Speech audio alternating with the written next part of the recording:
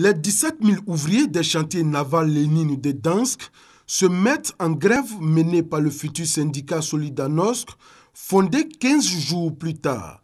Son leader, Lech Walesa, amorce un mouvement massif qui jouera un rôle clé dans l'opposition au régime de la République populaire de Pologne, avec dans un premier temps des élections syndicales libres promises par le premier secrétaire du PS d'alors, Édouard Gierek. Le 26 août, dans la Gazette de Lausanne et le Journal de Genève, Marian Stepczynski constate que les ouvriers semblent marquer leur premier point après la reconnaissance du comité interentreprises par les dirigeants communistes comme interlocuteur valable.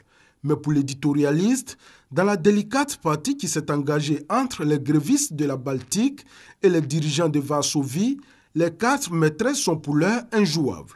Il faut donc être patient. Cela veut dire que du côté des travailleurs, du plus modeste piqué au plus écouté des leaders, seule la poursuite de la grève ouvre la voie à une négociation véritable, car elle seule peut peser sur les deux handicaps majeurs du pouvoir, son incapacité durable à régler l'inextricable situation financière de l'économie polonaise et l'incapacité dans laquelle il se trouve présentement d'empêcher une extension du mouvement à l'ensemble du pays en dehors d'un recours dérisoire au blocage des communications.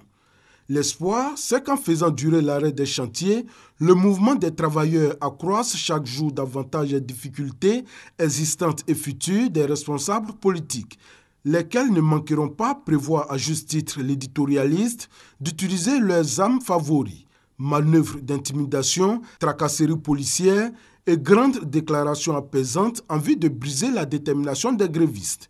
Jusqu'à présent, poursuit Stepczynski, aucun des camps n'a abattu ses atouts. La seule chance que le système évolue, ce sont les règlements de comptes s'opérant au sein du bureau politique qui offrent une occasion de choix à des gestionnaires plus jeunes et plus dynamiques pour tenter d'amener les structures à plus d'efficacité et de souplesse.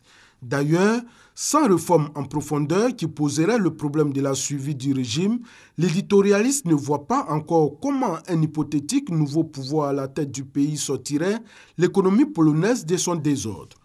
De fait, en 1989, le gouvernement sera tenu en échec lors de premières élections semi-libres et une république parlementaire restaurée.